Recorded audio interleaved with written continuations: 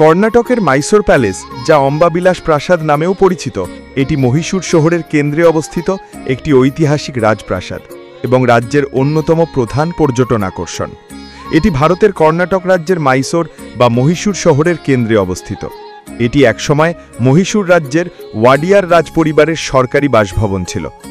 1896 সালে পুরনো প্রাসাদটি আগুন লেগে ধ্বংস হয়ে যাবার পর মহারাজা চতুর্থ কৃষ্ণরাজা ওয়াদিয়ার এবং তার মাতা মহারানী কেম্পান্নান জাম্মান্নি দেবী ব্রিটিশ স্থপতি হেনরি আরউইনকে নতুন প্রাসাদ নির্মাণের দায়িত্ব দেন। 1912 সালে এই নতুন প্রাসাদের নির্মাণ কাজ শেষ হয়। বর্তমানে এটি একটি জাদুঘরে রূপান্তরিত হয়েছে। পর্যটকদের সংখ্যা বিচারে এটি তাজমহলের পরে ভারতের দ্বিতীয় সর্বাধিক জনপ্রিয় পর্যটন কেন্দ্র। আর তারই আদলে শ্যামা পূজায় প্রতিমা এবং মণ্ডপ সজ্জার মধ্য দিয়ে সেই ঐতিহাসিক স্থানকে তুলে ধরেছে বারাসাতের বিদ্রোহী সংঘ।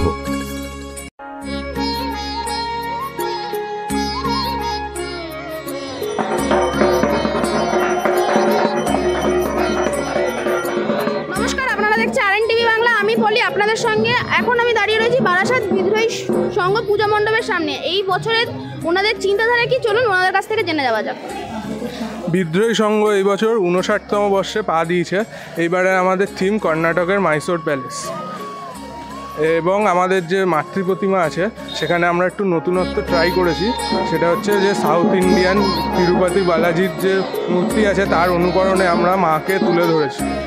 আমরা সমস্ত দর্শকদের বলতে চাইবো যে আপনারা এসে আমাদের মণ্ডপে ঘুরে যান, এবং এখানে অলরেডি অনেক জনসাধারণ মানুষ এসছে, তারাও খুশি হচ্ছে দেখে, এবং এটাতে আমরা খুবই খুশি যে তারা আসছে।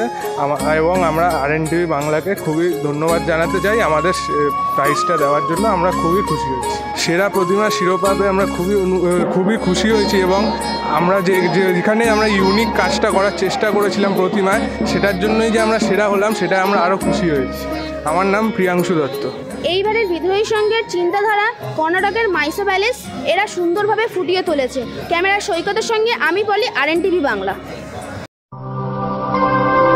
বাংলার সঠিক খবর সঠিক সময় জানতে ফলো রাখুন আরএন টিভি বাংলা।